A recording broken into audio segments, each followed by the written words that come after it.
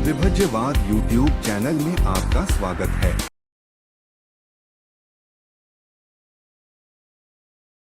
Welcome to विभज्यवाद। विभज्यवाद में सभी सत्पुरुषों का स्वागत है। यस्सा चेतं समुच्चेन मूलगं च समूहतं सवंतो दोषो मेघावी साधु रूपत उच्यति।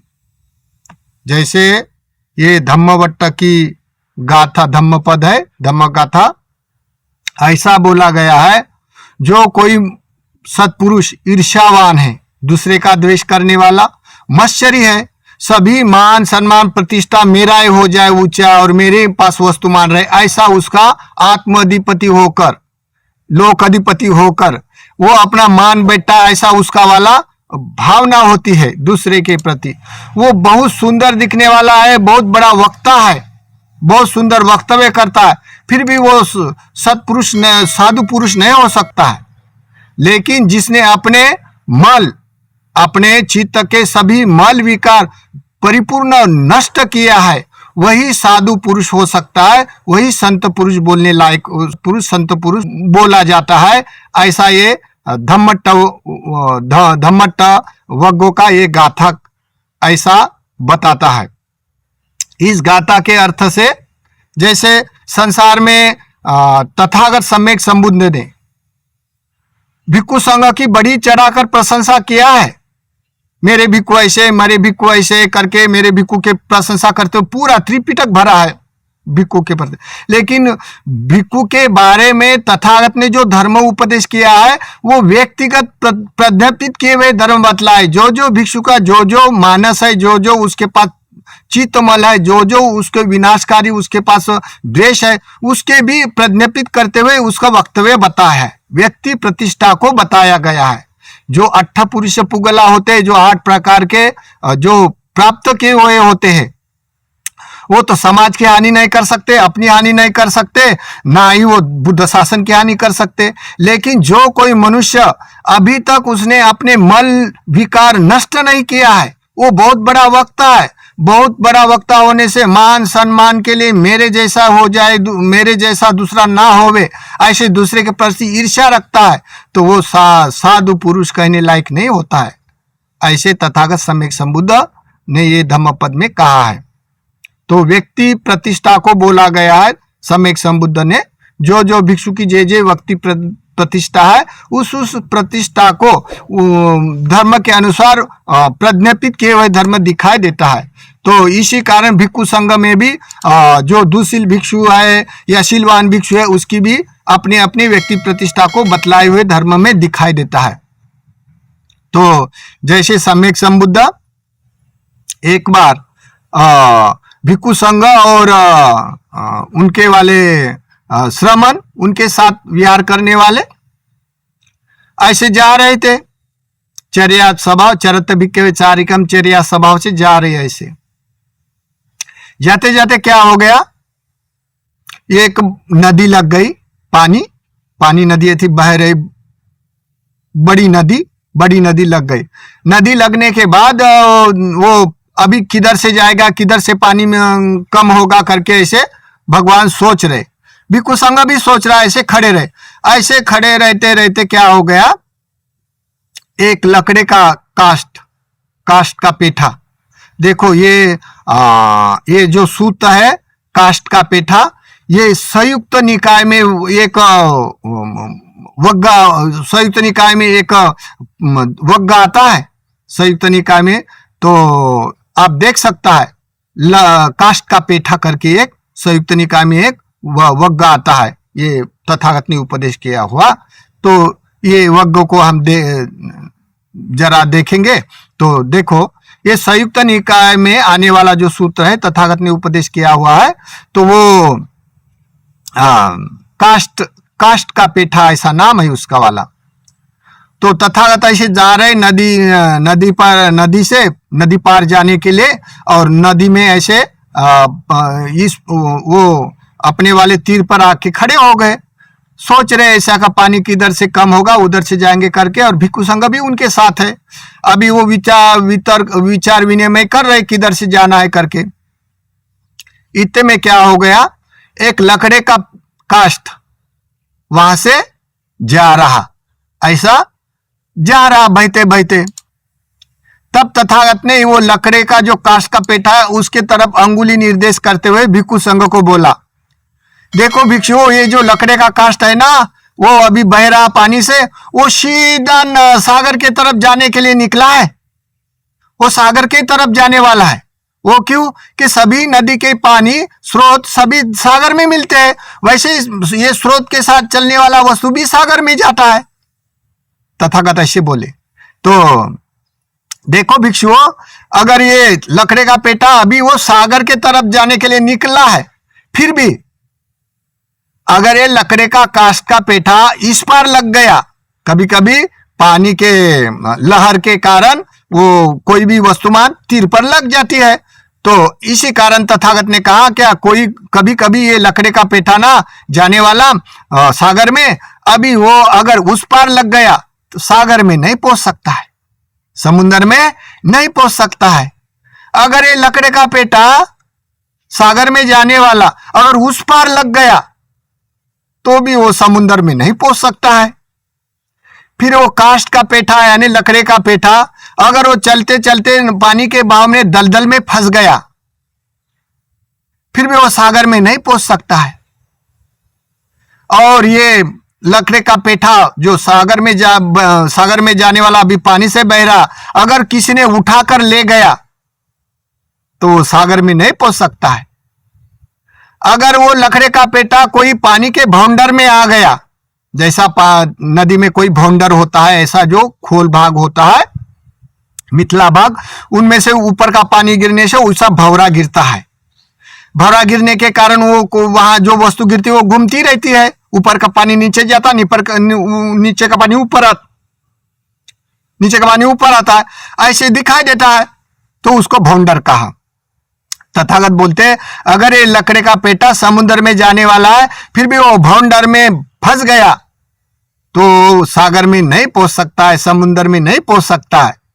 ऐसा बोलने के बाद कोई भिक्षु पानी में उतरे और सम्यक समुद्र भी पानी से जिधर जिधर कम पानी है उधर उधर से भिक्षु संघ और प्रमुख बुद्ध उस पार चले गए।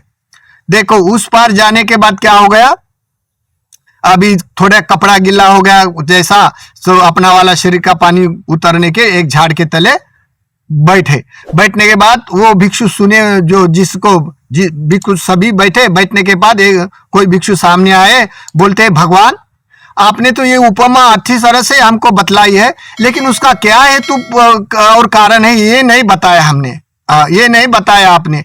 आप हमें थोड़ा उसका जो स्पष्टीकरण, उसके हेतु प्रत्यय क्या क्या होते हैं ऐसे बताए तो बड़ी अनुकंपा होगी करके भिक्षु ने भगवान के प्रति याचना किया। तब भगवान उपदेश कर रहे, जैसे भिक्षुओं आप लोग बुद्ध शासन में घर से बेघर होकर प्रवजित होकर जो ब्रह्मचर्या करते हैं तो निर्वाण के लिए करते हैं ना? तो भिक्षु बोलते हाँ बनते, हम तो निर्वाण के लिए करते हैं। तो वैसे ही वो लकड़े का पेटा सागर में जाने वाला है ना, वैसे ही वो सागर में जाने के लिए बाधा बतलाए मैंने, वैसे जो भिक्षु निर्वाण के लिए घर से बेघर होकर ब्रह्मचर्या करता है बुद्ध शासन में, फिर भी वो बाधा निर्वाण के लिए बहुत सारी बाधाएं हैं, ये बाधा से वो निकल जाएगा तो निर्वाण कर सकता है। तब भिक्षु बोलते भगवान बताइए बाधा क्या क्या होता है। तब भगवान बोलते देखो ये लकड़े का पेटा अगर इस पार लग गया, नदी के इस पार लग गया तो सागर में कैसा जाएगा, वो तो पार लग गया, किनारे पे लग गया, इसी कारण सागर में नहीं पहुंच सकता। वैसे ही कोई भिक्षु निर्वाण के लिए तो बनता है, लेकिन वो चाहे कामेशु काम सुकलिकानो योगो हीनो गम्मो पुथुजनी को अनरियो अनत्त सहित हो, जो निर्वाण के लिए जो प्रतिपदा है वो ठीक से न जानने के कारण वो इंद्रिया को सुख चैनिक पदार्थ में लिप्त रहता है या चिंतन मनन करता है, इंद्रिया को सुख चैनिक पदार्थ के काम भोगों के काम रस का विचार करता है। वो जैसा विचार करता है वैसे ही उसको सुख संवेदना हो जाती है, तो सुख संवेदना में वो मनुष्य मध्य मार्ग से वो निर्वाण नहीं कर सकता है। वो अनार्य का काम है, पुथुजनी को अनरियो अनत्त सहित हो, अनर्थ के लिए होता है, क्योंकि ये मध्य मार्ग में नहीं आता है। एक हो गया। फिर बोलता है अगर ये लकड़े का पेटा सागर में जाने वाला उस पार लग गया तो सागर में नहीं पहुंच सकता है। तो कैसा भला, जैसा यो चाहे कामेशु काम सुखलिकानु योगो हीनो गम्मो पुथुजनिको अनरियो अनत्त सहितो। जो कोई मनुष्य ब्रह्मचर्या करने के बाद भी साधना के नाम से, ध्यान के नाम से आत्म कलेश का उसने भाग नियुक्त किया, जैसे शरीर को दंड देना, भूखा रहना, निर्वस्त्र रहना और मिथ्या दृष्टि का अवलोकन किया। मिथ्या दृष्टि उसकी अभी तक सम्यक दृष्टि नहीं हुई, मिथ्या दृष्टि है, लौकिक दृष्टि है। जैसे ये अपने आत्मा मानने वाले या ये संसार कोई तो भी बनाने वाला है ऐसा मानने वाले, ये 62 प्रकार के मिथ्या दृष्टि और ये आत्म कलेश आने, आत्म कलेश को, शरीर को पीड़ा देना, दंड देना। जैसे धुतांग करने वाले भी अनेक लोग अपने शरीर को तो पीड़ा देते हैं, दंड देते हैं, फिर भी वो आत्मा अधिपति हो जाता है, लोक अधिपति हो जाता है। बड़े सभी मान सम्मान प्रतिष्ठा के लिए मेरे जैसा कोई नहीं है ऐसा बोलने वाले हो जाता है। तब कोई मनुष्य ऐसे ये भी सब आत्म कलेश में भाग जाता है। वो भी मनुष्य मध्यमा प्रतिपदा नहीं जान सकता है, मध्यम मार्ग छूट जाता है उसका। वैसे सागर में उस पार, समुद्र में जाने वाला काष्ठ का पेठा उस पार लगने से सागर में नहीं पहुंच सकता है। वैसा ही भिक्षु ऐसे चिंतन आचरण करने वाला जो भिक्षु होता है उस पार लगने वाला, वो भी भिक्षु निर्वाण प्राप्त नहीं कर सकता है। देखो फिर क्या हो गया, फिर भगवान बोलते हैं जैसे लकड़े का काष्ठ का पेटा, ये अगर वो दलदल में गड़ गया तो सागर में नहीं पहुंच सकता है। जैसा कोई लकड़े का पेटा नदी में कोई दलदल होती है तो वो पानी के बहाव से मट्टी में फंस जाता है, तो वैसा ये पेटा फंसने से समुद्र में नहीं पहुंचता है। वैसा ही कोई भिक्खु जैसा कम्माराम था, निद्राराम था। जैसे कम्माराम था कैसा, जैसे कोई भिक्खु हो जिसके इसने घरदार छोड़ा, ब्रह्मचर्या करता, वो तो निर्वाण के लिए निब्बाणं सच्चीकरण था या दीक्षा लेते समय बोलता है, लेकिन चिंतन काय का करता है, ऐसा बांधकाम करने का चिंतन करता है, मेरा बड़ा हो जाए चिंतन करता है, लोग बड़े मुझे मानने लग जाएंगे, मेरा ही बड़ा हो जाए, ऐसा वो काम में मन लगाता है। व्यक्तिगत विहार बांधता है और सारे उसको आवश्यकता धार्मिक वस्तु जमा करने के लिए मन लगाता है, और मन लगाने के कारण लोग उसकी प्रशंसा करते हैं। वैसे वैसे उसका आत्माधिपति बन जाता है वो, तो वो भी कम्मारांता निर्वाण तक नहीं पहुंच सकता है, उसका निर्वाण का मध्यम मार्ग छूट जाता है। फिर होता है ये निद्रारामता जैसे कोई भिक्खु हो, ब्रह्मचर्या तो करता है लेकिन बुद्ध शासन में रहते हुए वो 4 आर्य सत्य ठीक से नहीं सुनता है, ठीक से चिंतन मनन नहीं करता है। तो क्या करता है, खाने पीने में अपने मन लगाता है, खाने के बाद सोने के लिए मन लगाता है। मन लगाने के कारण वो प्रमाद करता है, प्रमाद के कारण वो भी भिक्खु लोग अपने वाले जैसे पत्थर में कमल नहीं उग सकता है, कमल पानी में उगता है, वैसे पत्थर में कमल नहीं उग सकता है। वैसे आलसी मनुष्य वो भी ब्रह्मचर्या करता है, फिर भी वो निर्वाण नहीं कर सकता है क्योंकि उसका मध्य मार्ग छूट जाता है। देखो ऐसा बोलते बोलते फिर भगवान बोलते, फिर ये लकड़े का पेटा बहते बहते अगर किसी ने उठाकर लेके गया, आवश्यकतावान के लिए, जो ऐसा समझा किसी को आवश्यकता होती तो नदी के लकड़े ले जाता है लोग, अगर कोई आवश्यकतावान मनुष्य ने ले गया तो वो लकड़ा सागर में नहीं पहुंच सकता है क्योंकि उसको ले गया ना। वैसे ही वो लकड़े को ले जाने वाले सामान जैसे कोई भस्मारामता होता है, या नतावता यावता पंडितो होती या होता बहु भासती नते अपेम पिसुत्वान धम्म का न पश्यति। बहुश्रुत होता है भस्मारामता, भस्मारामता बहुश्रुत होता है। बहुश्रुत होने से लोग उनके पीछे लगता है। अगर उसने मल अपने वाले यानी निर्वाणिक अवस्था का साक्षात्कार नहीं किया, उसके मल पूरे उपशमन नहीं हो तो वो झूठ बोल सकता है। जैसे अभी के काल में पहले बताने वाले धर्म अंत बताते और अंत के धर्म पहले बताते, धर्म को अधर्म बोलते हैं और अधर्म को धर्म बोलते हैं। बुद्ध वचन को छुपाकर अपने वचन डालते हैं और अपने वचन को ही बुद्ध वचन बोलते हैं, और छोटी आपत्ति को बड़ी आपत्ति कहते हैं और बड़ी आपत्ति को छोटी आपत्ति कहते हैं। जैसे अभी न जाने कितने हमारे पास लोग विपස්සना करने वाले आते हैं और अपने अपने गुणगान करते हैं, हमारे भिक्खु ना वैसे है, हमारे भिक्खु वैसे है। तो क्या करते हैं, तो तरंगे तरंगे बुदबुदे देखते रहो, यही उपदेश करते हैं। अरे ये तो तरंगे तरंगे बुदबुदे, ये तो अमार गए, भंग ज्ञान भूल मार गए। और वो 18वीं सदी में लेडी साइडों ने सीखा हुआ पैटर्न है, वो विपස්සना नाम से जगत में मशहूर हो गया। लोग उनकी स्टडी करता है, बड़ा भला लगता है। तो कोई कोई भिक्खु पहले बताने वाले धर्म, जैसे यह समाज का आवश्यकता देख कर, जैसे समाज में अभी भी अन्य राष्ट्र की तुलना से, जैसे थाईलैंड, बर्मा, श्रीलंका, ये परेती शासन में उपासक भिक्खु बरोबर सुप्रतिष्ठित है। फिर भी बाबा साहब ने जो नया समाज निर्माण किया है, तो नया समाज निर्माण करने वाले जो लोग हैं, अभी भी ये भिक्खु के और उपासक के लेने देने के व्यवहार या धार्मिक क्रियाकलाप के व्यवहार भी अभी तक ठीक नहीं। जैसे पतिदाना लगाना, मटका रखना, धागा बांधना, मटके में पानी रखना, फेस्टिवल करना, और ये करने के लिए बोलते हैं ये कर्मकांड है। देखो, अरे जो पहले करने वाले धर्म है वो अंत का बताते, बाद में भंग ज्ञान होने के बाद, श्रोतापन्न हो जाने के बाद में पारमिता करेंगे, ऐसे बोलते हैं। देखो अभी पहले बताने वाले धर्म अंत बताते, अंत बताने वाले धर्म पहले बताते, और सबके लिए कॉमनली जो है वो उसको दुष्टि है या नहीं है, पुण्य कर्म है या नहीं, सबके लिए विपස්සना करने को भेजते हैं, विपස්සना करते हैं लोग। क्यों? विपස්සना तो एक स्वतःपन्न साक्षात्कार का टेक्चर है। फिर भी वो निर्वाणिक जो विपස්සना करता है वही बोलने लगता है हम तो भंग ज्ञान हो गया, हम तो चूल्हा स्वतःपन्न हो गया। देखो, तो ये बुद्ध वचन को छुपाकर अपने वचन डालकर ऐसे ही बोलते लोग। तो भंग ज्ञान एक ही मार्ग है, ऐसे बोलते हैं। भंग ज्ञान होने के बाद सम्यक दृष्टि आ जाती है, ऐसे बोलते हैं। और भंग ज्ञान होने के बाद प्रज्ञा पारमिता ये करेंगे, बाद में साक्षात्कार ये करेगा, बाद में पारमिता करेगा। ऐसे न जाने कितने कितने बहुश्रुत लोग हो गए हमारे पास, रोज के रोज वही लोग आते हैं बोलने वाले। तो ऐसे क्यों बोलता है? क्योंकि उसने वैसा जान लिया, वैसे बोलता है लोग। तो ऐसे कोई भिक्खु बहुत वक्ते है, प्रमुख है, फिर भी ठीक से धर्म में प्रतिष्ठित ने अपने आश्रय से नहीं किया। इसी कारण तथागत ने बोला गया है गाथा के अनुसार।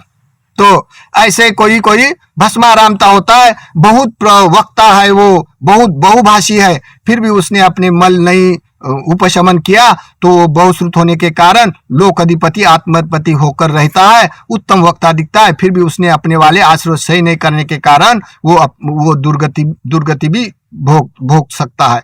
ऐसा धम्मपद में है। और ये लकड़े का पेटा जैसा कोई ले गया, जैसे अपने शासन होकर कोई ले जाता है, वैसा अपना शासन दूसरे के हाथ में देने से, जैसा लकड़े का पेटा कोई ले जाता है, वैसा बुद्ध का शासन दूसरे पृथक जनों के पास चला जाता है। तो लोग बोलता है ऐसा, ये ना भिक्षु से शील लेना, भिक्षु से धम्म श्रवण करना, भिक्षु से परित्राण करवाना, और धागा बांधना, मटका रखना, मटके में पानी रखना, ये पतिदाना रखना, ये तो बुद्ध शासन की सभ्यता अन्य राष्ट्र में है, फिर भी उसको कर्मकांड है बोलना। तो बुद्ध वचन को छुपाकर अपने वचन डालना है और धर्म को अधर्म बोलना। तो ऐसे बहुभाषित होने के लोग, ऐसे बहुश्रुत हो जाने के बाद एक काल के अनुमान से ऐसे लोग चलते हैं। तो इसलिए ऐसे भी लोग अपने आश्रय सही नहीं करने के कारण वो निर्वाण नहीं कर सकता है, ऐसे भगवान बुद्ध ऐसे भिक्षु को बोल रहे। देखो, उस समय की बात तो ये संयुक्त निकाय में है, लेकिन अभी एक बातें, जैसा धम्म बढ़ता है, बढ़ने के बाद जैसे जैसे मनोविकार बढ़ते हैं, वैसे वैसे अट्ठ कथाने के बाद टीका उपटीका के रूप में ऐसे काल के अनुमान से प्रसंग उत्पन्न होते हैं, तो वे प्रकाशित किए जाते हैं बुद्ध वचन को देखकर। तो देखो, इस अर्थ से फिर बोलते हैं भगवान, जैसे लकड़े का पेटा ये पानी के भंवर में आ जाए तो वो समुद्र में नहीं पहुंच सकता है। तो कैसा नहीं पहुंच सकता है? समुद्र में भंवरा क्या होता है? तो जैसे नदी के बहाव में कभी कभी ऊपर से नदी बहती है, तब खोल भाग में एक भंवरा होता है। भंवरा होने से क्या होता है? वो पानी ऊपर से गिरता है तो नीचे जाता है, नीचे का पानी ऊपर आता है, तो भवंडर में गिरता है। कोई भी वस्तु उसमें गिरने के कारण वो समुद्र तक नहीं जा सकती है, क्योंकि वही गोल गोल घूमती रहती है, उसको बोला गया भवंडर। तो भगवान बोलते हैं अगर लकड़े का पेटा भवंडर में गिर गया तो वो लकड़े का पेटा समुद्र में नहीं पहुंच सकता है। वैसा ही कोई भिक्खु अगर मार्ग छोड़कर अमार्ग में मार्ग ही बोला और अमार्ग कोई मार्ग समझते हुए करता रहा तो वो भी अपने भवंडर में गिरने के बाद वो भी निर्वाण करने के लिए दुर्लभ हो जाता है। उसका निर्वाण दूर हो जाता है और निर्वाण नहीं कर सकता, उसका मध्य मार्ग छूट जाता है और अमार्ग ही पकड़ता है। वो भवराय है। तो एग्जाम्पल कैसा भवराय मैं समझाने का प्रयास करता हूं। ये भवरा अभी के काल में भवरा कौन सा है? जैसे एक सोतापन्न होते समय एक मार्ग से सीधा साक्षात्कार होता है, जो मनोदारिक होता है अपने आप एकांत में साक्षात्कार होता है, एक सीधा राजमार्ग से। दूसरा, अगर कोई मनुष्य ये सात विशुद्धियों में मार्ग अमार्ग आता है, नहीं तो आप बोलेंगे अपने मन से बताता है, ये सब सभी किताबों में भी है। तो राजमार्ग एक राजमार्ग से सोतापन्न साक्षात्कार होता है 7 विशुद्धियों में। और दूसरा, कभी कभी कोई आनापान अतिरेक करे, जिसकी पारमिता परिपूर्ण है, परियति पटिपति धर्म परिपूर्ण है, अभी उसका वाला आखिरी का जन्म है सोतापन्न होने का लिए, तो उसके लिए उपदेश किया है विपसना, विशुद्धि मार्ग और सोतापन्न साक्षात्कार के ये निमित्त है विपसना। उसके लिए विशेष विपसना विशेष मनुष्य के लिए विशेष समय पे विशेष करने के लिए होते हैं। तो ये 18वीं सदी से ये विपसना की विशेषता खत्म हो गई और 18वीं सदी में लेडी साइडो नाम के भिक्षु ने अंग्रेजों को वशीभूत करने के लिए ये जो एक मार्ग अमार्ग आता है, तो अमार्ग में क्या होता है, अमार्ग में कभी कभी आनापान करने के कारण कोई भिक्षु भंग ज्ञान होता है आनापान अतिरेक करने से। जैसा कोई गाड़ी स्पीड से चल लेते एक्सीडेंट होता है, वैसा है मन की वृत्ति अधिक तेज हो जाती है। तेज होने से वो भंगपात होती थी, भंगपात होने से जीवित इंद्रिया हिल जाती है, यानी तरंगे तरंगे बुदबुदे उत्पन्न होते, रोम रोम खड़े होते, झटका आता है, प्रकाश आता है, ऐसे भंग ज्ञान के अनुभव होते रहे।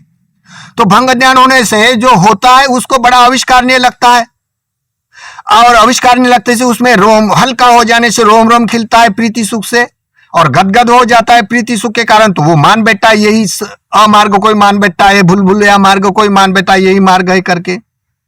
ऐसा करने से वो और मन लगाता है और मन लगाने से कारण जो उदय संस्कार है, तो विपसना के 10 उपकलेश में निखंत आता है। तो उदय संस्कार है, ये संस्कार अमार्ग के संस्कार उसको एक बार प्रतिमंडित होने से वो छूट नहीं सकता है, छोड़ने से भी निकल नहीं सकता है और इतना आसक्त बन जाता है हर मार्ग पर, तो वो सारे के सारे अपने मन वशीभूत हो जाता उसको उसी ऊपर मार्ग के ऊपर। और ऐसा अविभाष से वो मान बैठता है कि यही मार्ग है करके, इसी कारण वो और रेलसल करते करते और उसकी मिथ्या दृष्टि बढ़ाता है और लोभ बढ़ाता है उसके प्रति आसक्ति के कारण, और अपना ईगो बढ़ाता है, अहंकार बढ़ाता है।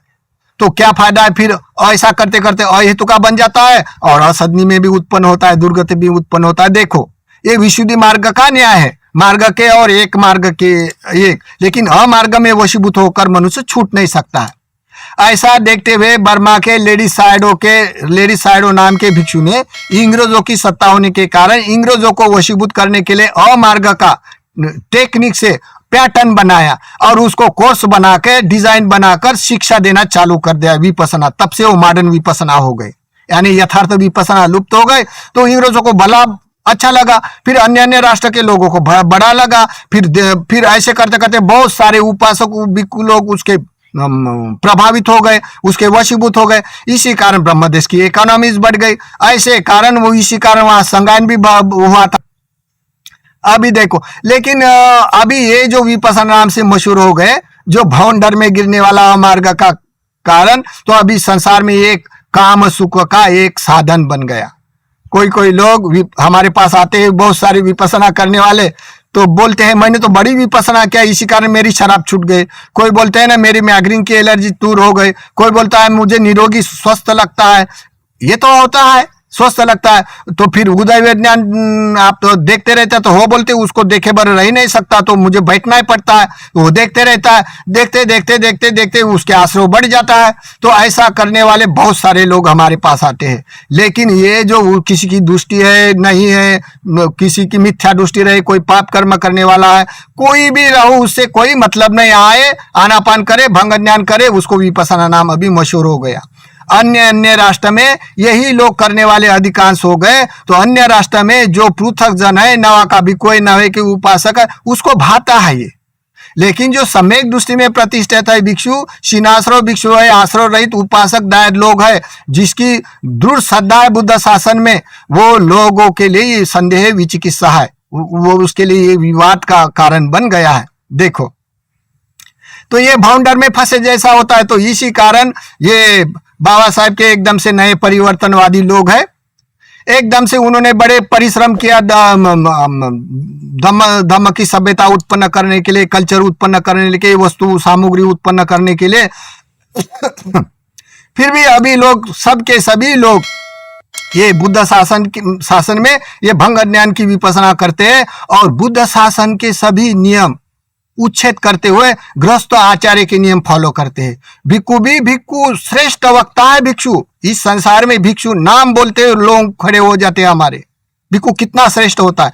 वो श्रेष्ठ भिक्षु होने के बाद भी गृहस्थी आचार्य बनने के लिए आचार्य के गृहस्थी आचार्य के नियम फॉलो करते हैं और केवल बटाने मौन रहकर, बुद्ध शासन में मौन रहना निषेध होकर भी मौन रहने के लिए केवल बटन दबाने वाले आचार्य बनते हैं। उसको शील देना, परित्राण करना या धम्म देशना करना, आशीर्वाद देना, अनुशासन करना भिक्षु का मना है वहां।